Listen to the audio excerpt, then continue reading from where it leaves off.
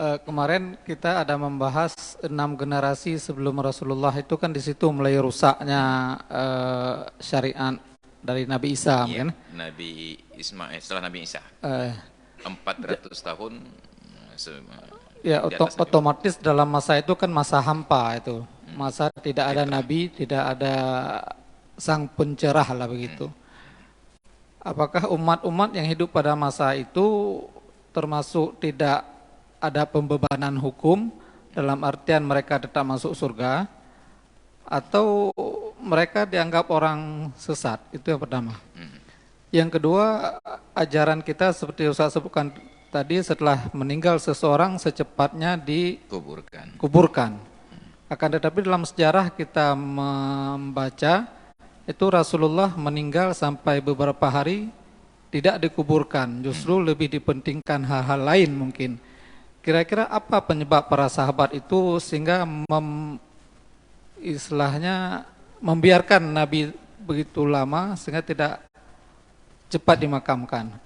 Yang ketiga, fenomena kami di KUA memang banyak sekali orang yang ganti nama karena beda pasangan, katanya nggak cocok kalau dengan nama lama.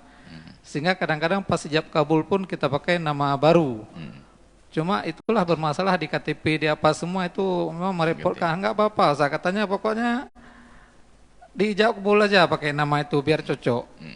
Fenomena ini bagaimana nih Ustaz? Sekian, terima kasih. Assalamualaikum warahmatullahi wabarakatuh. Dan yang paling penting, sahabat Perkusi Aceh, 10% dari hasil penjualan kaos dakwah ini akan kita bagikan kepada sahabat-sahabat kita yang kurang mampu di luar sana. Ilmu tanyo benar, amai tanyo benar, kure tanyo benar, ngak selamat dunia akhirat. Waalaikumsalam warahmatullahi wabarakatuh. Untuk yang pertama, zaman antara Nabi dengan Nabi bukan hanya antara Nabi Isa dengan Nabi Muhammad, termasuklah jeda antara Nabi dengan Nabi yang kosong dari para Nabi, itu disebut dengan zaman fitrah. Dalam zaman fitrah ini, syariat kepada orang-orang bangsa yang sudah dikirim Nabi seperti Bani Israel, mereka syariat tetap berlanjut. Tapi bangsa-bangsa yang tidak diutus Nabi, dulu kan Nabi bersifat parsial. Kalau diutus untuk Bani Israel, ya Bani Israel saja. Jadi bayangkan perbandingannya itu, sekarang Bani Israel dari 7 miliar populasi manusia, Bani Israel itu kalau dikumpul-kumpul hanya sekitar 10 juta orang. Jadi hanya untuk yang 10 juta itu yang ada Nabi. Yang lain nggak ada Nabi. Maka yang tidak ada Nabi, mereka tidak ada syariat. Kalau tidak sampai dakwah, maka mereka disebut ahlul fitrah. Tapi bila sampai dakwah dari Nabi Ibrahim sebelumnya, ingat, dakwah Yahudi dan Nasrani tidak menjangkau kepada selain daripada Bani Israel. Jadi ada syariat Nabi Ibrahim, anittabi' millata Ibrahim hanifah. Ikut ajaran Nabi Ibrahim. Nah, yang tidak sampai dakwah ini disebutlah fitrah. Lalu orang-orang yang meninggal di zaman fitrah ini tempatnya di mana? Boleh jadi di surga, boleh jadi di neraka, sesuai dengan kehendak Allah. Maka disebut fi masyiatillah. Tidak bisa disebut di neraka karena mereka tidak melanggar apapun. Tidak bisa disebut di surga karena tidak ada ketaatan apapun. Maka kembali kepada kehendak Allah. Kalau Allah berkehendak dimasukkan surga, kalau Allah berkehendak dimasukkan neraka. Maka yang disebut kafir masuk neraka itu setelah ada dakwah para nabi. Apakah Nabi Muhammad ataukah Nabi Isa? Nabi Isa datang berdakwah, yang tidak terima dakwah Nabi Isa disebut kafir. Nabi Musa berdakwah, yang menolak dakwah Nabi Musa disebut kafir. Nabi Nuh berdakwah, yang menolak dakwah Nabi Nuh disebut dengan kafir. Seantara Nabi dengan Nabi yang kosong zamannya, tidak ada kafir selama mereka tidak ada syariat. Satu. Yang kedua, penguburan. Kenapa Rasulullah 3 hari setelah meninggal baru dikuburkan? Padahal orang meninggal perlu segera dikuburkan. Ada 3 jawaban yang diberikan oleh para ulama terkait kenapa Rasulullah meninggal hari Senin baru dikuburkan di hari Rabu. Senin, Selasa, Rabu. 3 hari baru dikuburkan. Jawaban pertama, untuk memberikan ruang dan waktu seluas-luasnya kepada umat yang ingin hadir dan melaksanakan sholat jenazah. Karena untuk Nabi tidak berlaku sholat gaib. Andai kata berlaku sholat gaib, sekarang setiap waktu kita sholat gaib untuk Nabi. Tidak berlaku sholat gaib. Jadi diberikan waktu, karena mereka datang dari tempat jauh dengan alat transportasi dengan kecepatan yang terbatas, maka perlulah waktu lebih panjang. Satu. Yang kedua, kenapa jenazah perlu segera dikuburkan?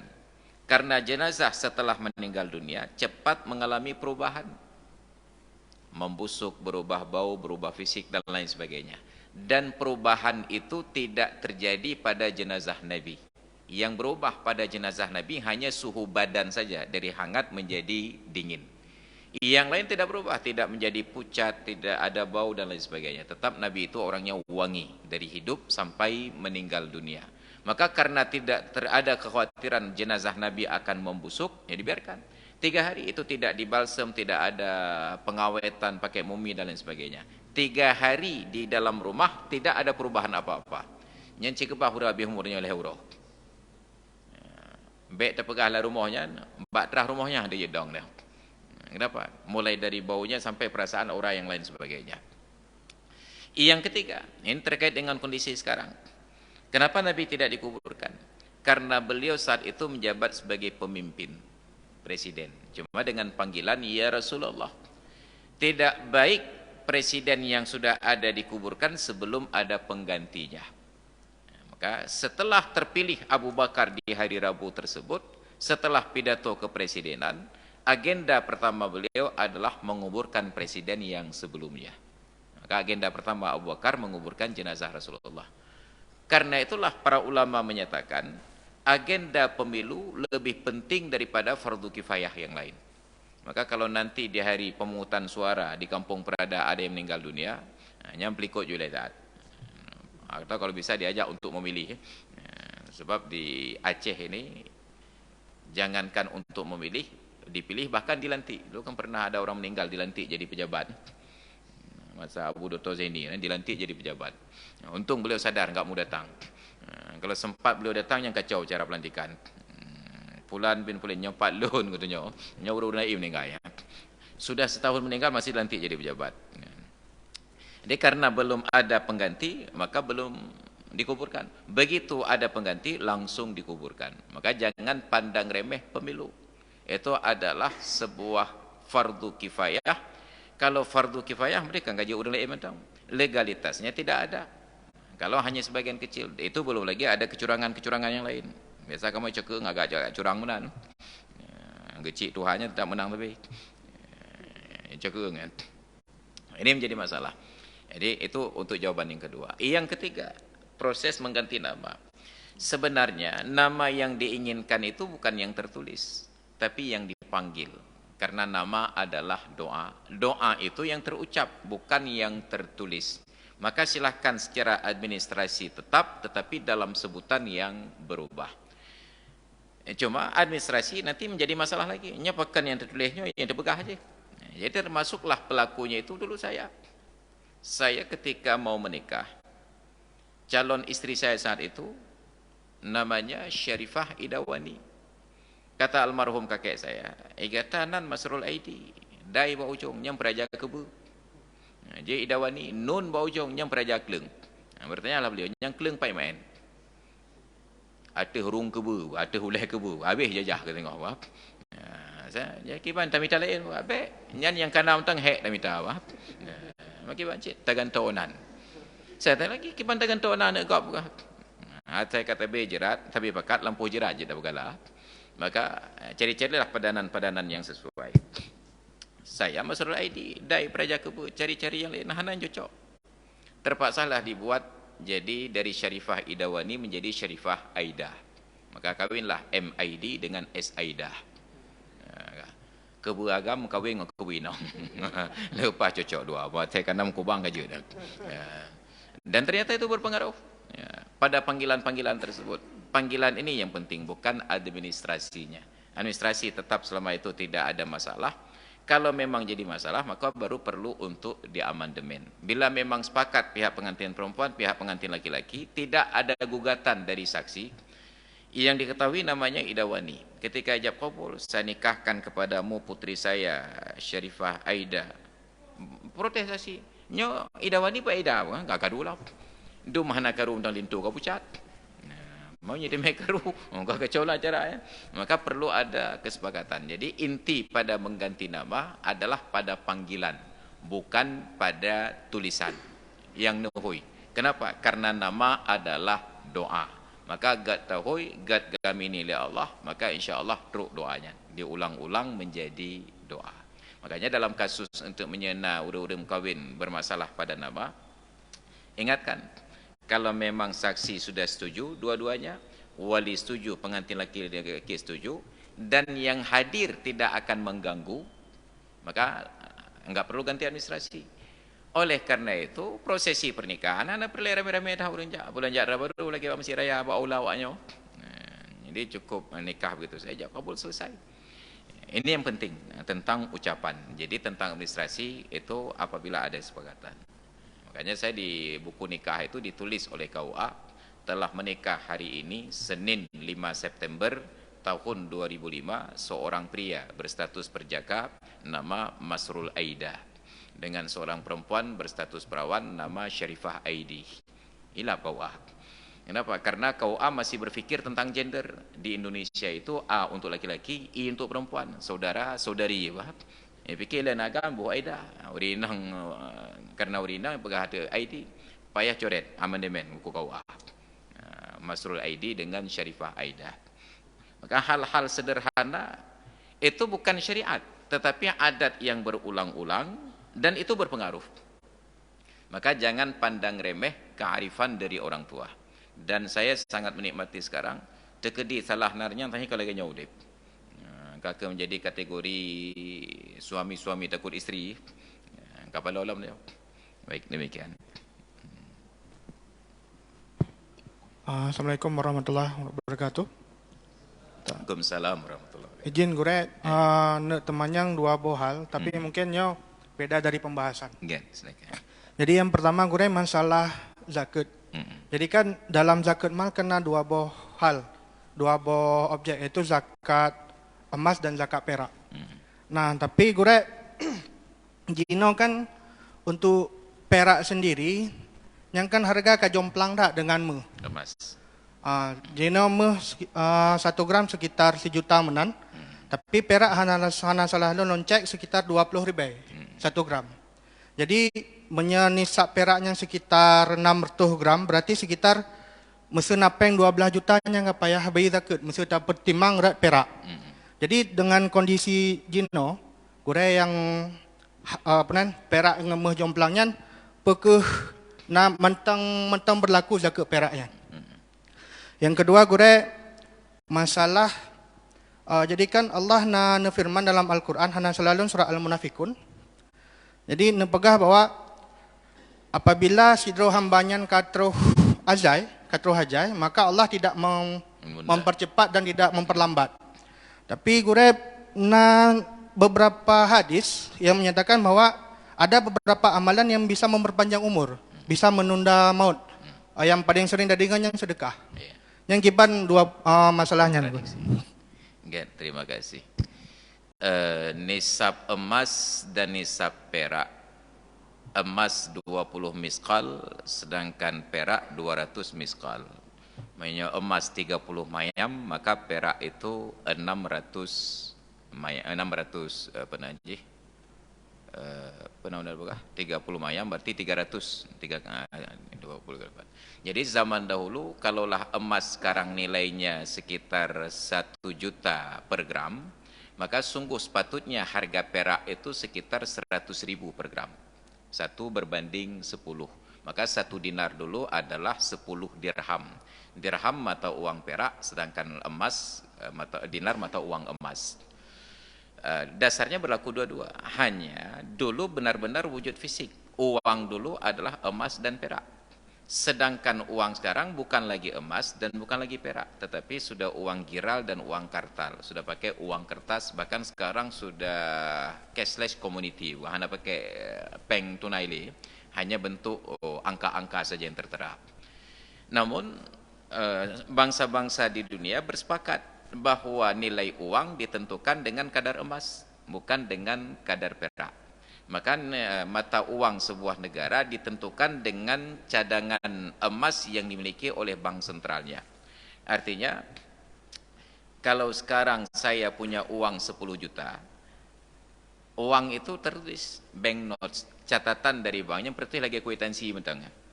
Harusnya saya punya uang di kas negara, punya emas di kas negara itu yang sepadan dengan harga 10 juta tadi. Dan itu kesepakatan internasional.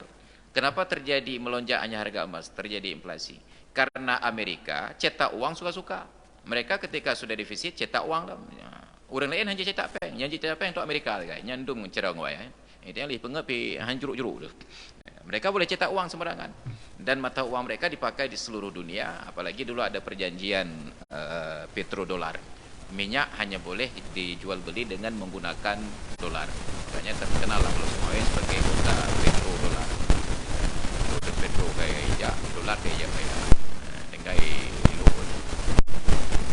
Apa yang terjadi?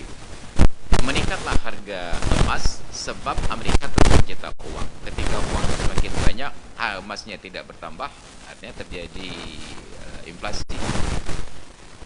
Hari ini, karena kesepakatannya merujuk kepada emas, maka tidak dipakai standar pada perak. Tapi orang yang punya perak sebanyak 400 dirham, kalau emas tadi 20 dinar, kalau emasnya peraknya 400 dirham. 400 dirham perak, yang timbangan ji pada umumnya 600. Kalau emas, nisab emas 96 gram. Berarti kalau nisab perak sekitar 960 gram, Arab kilo.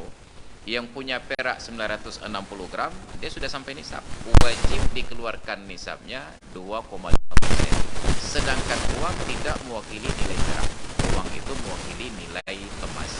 Maka yang punya uang tidak wajib zakat dalam ukuran perak. Dia wajib zakat dalam ukuran emas. Maka siapapun yang uangnya mengendap di bank, cukup untuk membeli emas sebanyak 96 gram dan berjalan masa menabung itu dalam waktu 12 bulan, dia wajib kenakan zakat 2,5%. Ini zakat bank. Jadi pakai emas, tidak pakai perak lagi. Yang kedua masalah ajal. Likulli ummatin ajalun fa idza jaa ajaluhum fala yastakhiruna sa'atan wa la yastaqdimun. Setiap umat itu ada batas usia hidup.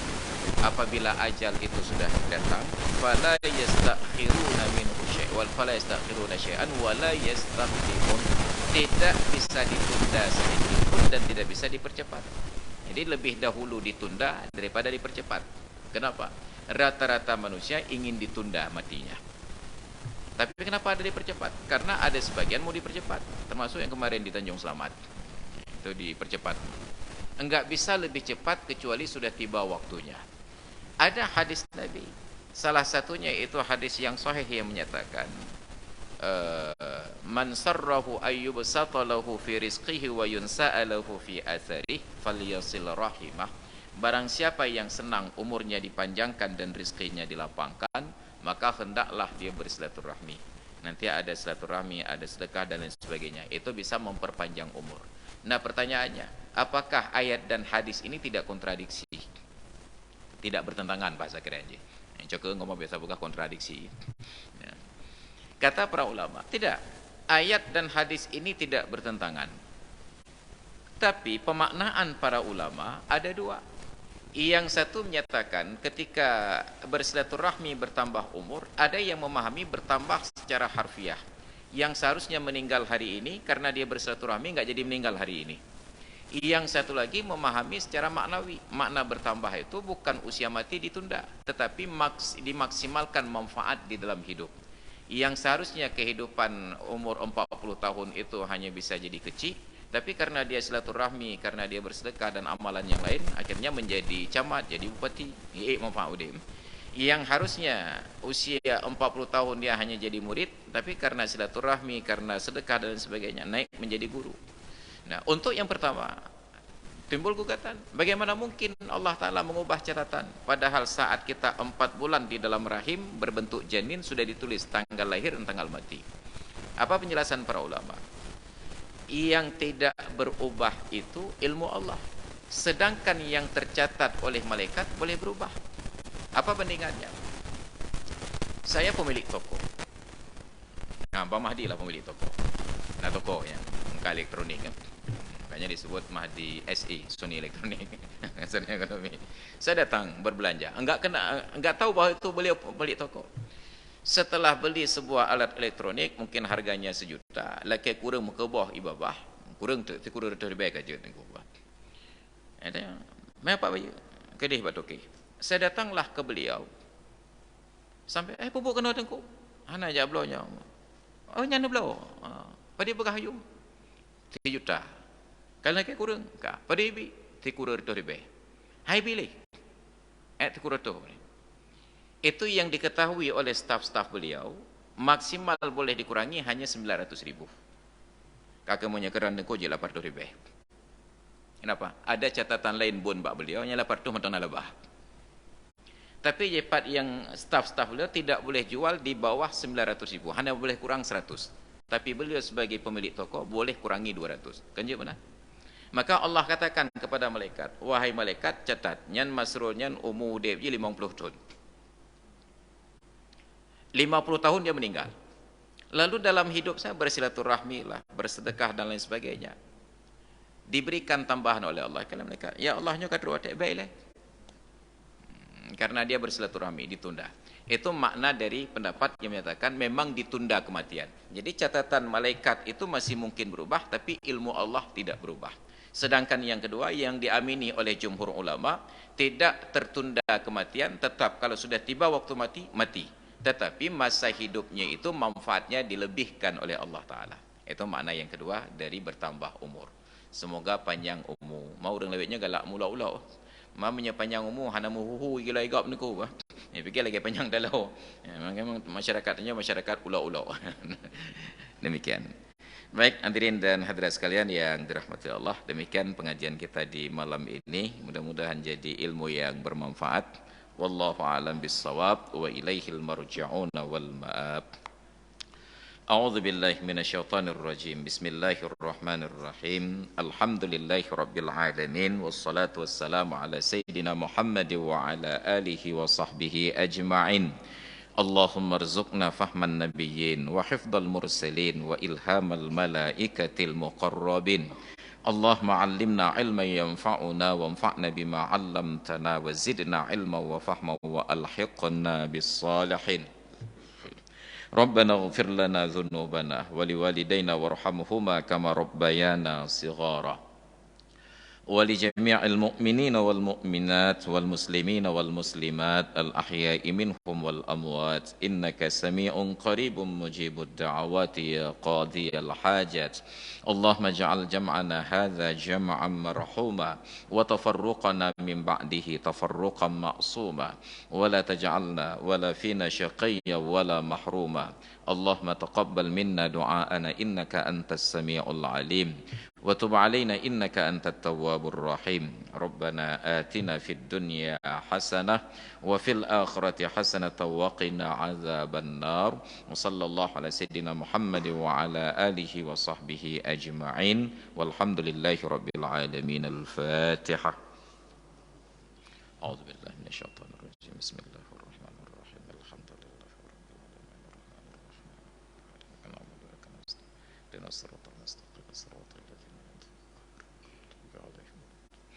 Amin Rabbal Alamin. Hadanallahu yakum ajma'in. Assalamualaikum warahmatullahi wabarakatuh.